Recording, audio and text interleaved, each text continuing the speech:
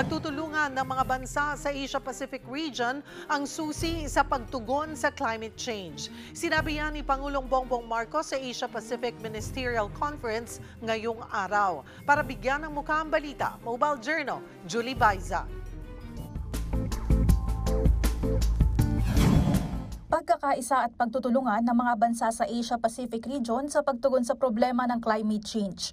Yan ang binigyan diin ni Pangulong Bongbong Marcos sa opening ceremony ng Asia-Pacific Ministerial Conference on Disaster Risk Reduction sa Pasay City. Ang Pilipinas ang nagsisilbing host country ng APM-CDRR ngayong taon. Sabi ni PBBM, handa na ang bansang pangunahan ang pagbalangkas ng legal framework sa disaster prevention. And finally, we must advocate for stronger international legal frameworks that guide disaster prevention and response. The Philippines is proud to lead the initiative towards developing an international legal instrument for the protection of persons in the event of disasters. Kailangan naririnig din daw ang lahat ng boses, lalo na ng vulnerable sector, sa pagbuo ng plano para sa disaster risk reduction.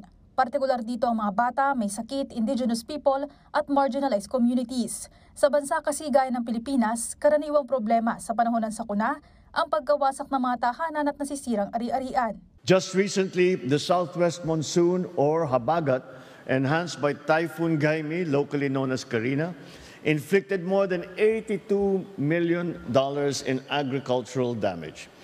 That figure only scratches the surface. The true measure of our losses lies in the human cost, the homes that have been destroyed and have to be rebuilt, the livelihoods that have been lost that may never come back, and the lives irrevocably changed.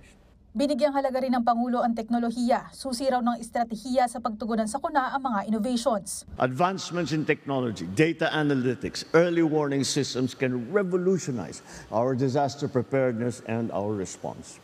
Maaalalang isinulong ng Pangulo ang mabilis at maagang paglalabas ng warnings at bulletin sa tuwing may bagyo. Kailan lang, iniutos din niya na maging dynamic ang pag-asa sa paglalabas ng weather forecast. Mobile Journal Julie Baiza po, hatid ang mukha ng balita.